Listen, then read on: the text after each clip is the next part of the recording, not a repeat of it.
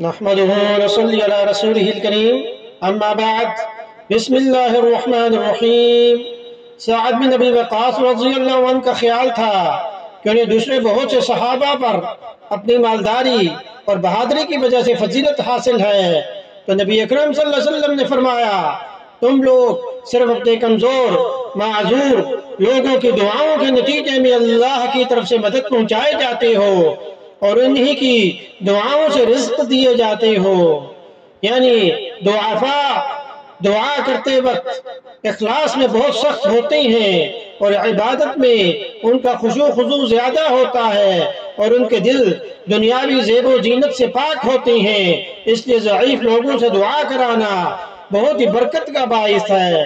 اس لیے ہمیں سب سے اخلاق سے جو بات کرنی چاہیے۔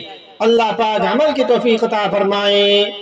اللہ پاک ہم سب کو عاجزی و انکساری کے ساتھ زندگی گزارنے کی توفیق عطا فرمائے، سنت کے مطابق زندگی گزارنے کی توفیق عطا فرمائے۔